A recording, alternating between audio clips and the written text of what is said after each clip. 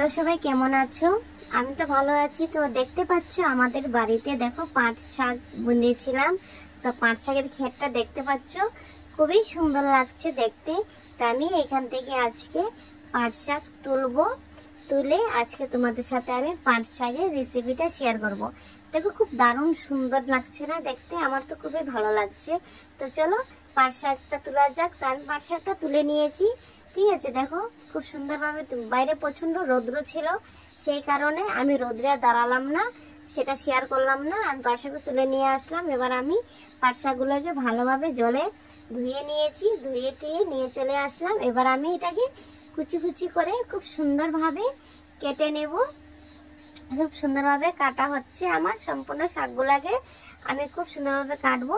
তোমরা হয়তো ভাবছো যে আমি হলো তোমাদেরকে পাট শাক তোলার ভিডিওটা কেন দেখালাম না, যেহেতু প্রচন্ড রৌদ্র ছিল সেই জন্য আমি হলো তোলার ভিডিওটা তোমাদেরকে দেখাইনি, শুধু পাট শাকের ক্ষেতটা দেখালাম আর শাকটা গড়ে নিয়ে আসলাম। এসে ধুয়ে টুয়ে তারপর শাকটা আমি সুন্দরভাবে এই যে কেটে নিয়েছি। এবার শাকটা আমার কাটা হয়ে গেছে।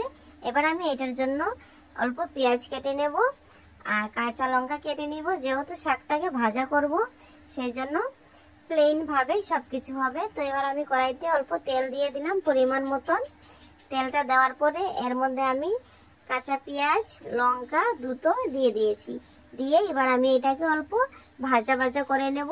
তোমরা চাইলে অনেক কিছু দিতে পারো, রসুন টসুনও ব্যবহার করতে পারো। যেহেতু আমরা শাকে রসুনটা ব্যবহার করি না, রসুনটা পাট শাকে রসুন না দিলে বেশ ভালো লাগে সেই জন্য। তো এবার আমি দেখো পেঁয়াজগুলাকে লঙ্কাটাকে হালকা হালকা ভাজা ভাজা করে নিচ্ছি। করে নেওয়ার পরে যখন ভাজা হয়ে যাবে তারপরে আমি এখানে শাকগুলাকে দিয়ে দেবো। এটাকে একটু লালচা লালচা কালার করে ভেজে নিতে হবে। তো দেখো বন্ধুরা খুব সুন্দরভাবে এটা ভাজা হচ্ছে। আমি কম আঁচের মধ্যে এটাকে ভেজে নিয়েছি, তাহলে পোড়া লাগবে না। তো এবার আমি শাকগুলোকে ছেড়ে দিলাম কড়াইতে। যেহেতু দেখতে পাচ্ছ বন্ধুরা শাক আমি দিয়েছি, মনে হচ্ছে যে কড়াইটাতে অনেকগুলো শাক, যেমন কড়াইটাতে শাকটা ধরছে না, কিন্তু না, এই শাকটা মজে যাবে, মজে অল্প একটু হয়ে যাবে, অল্প একটু হবে, তারপর দেখবে খুবই ভালো লাগবে। তো এবার আমি দেখো শাকটাকে নাড়াচাড়া করে নিচ্ছি, নাড়াচাড়া করে নেব। তারপরে শাকটা বেশ ভালো মজবে। কিছুক্ষণ ভরে খুন্তি দিয়ে উল্টায় পাল্টায় ভালোভাবে এটাকে করে নিচ্ছি। একটু খুন্তি দিয়ে শাকগুলাকে কেটে নিচ্ছি।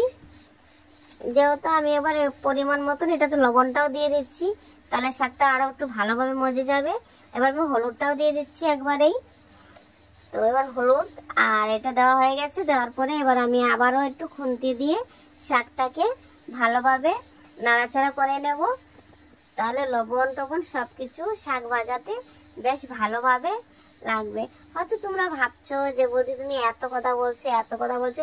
আসলে কি বলতো, আমার কথা বলতে খুবই ভালো লাগে, আমি কথা বলাটা খুবই পছন্দ করি।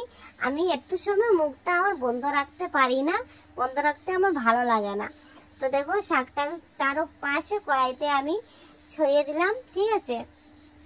তো শাকটার জল টলটা একদম টেনে গেছে, সব জল টানার পরে কড়াইতে লেগে গেছে। তো লাগে যাওয়ার পরেও আমি কড়াই থেকে ভালোভাবে এটাকে উঠিয়ে নিচ্ছি। দেখতে পেয়েছো বন্ধুরা কতগুলো শাক ছিল আর এখন কতটুকু শাক হয়েছে। তো এবার আমি অল্প একটু তেল আবারও দিয়ে দিলাম। যেহেতু আমি প্রথম চান্সে তেলটা একটু কম দিয়েছি, আবার তেলটা দিলে শাকটা মানে কড়াইতে ভালোভাবে ছুটে যাবে কড়ার থেকে।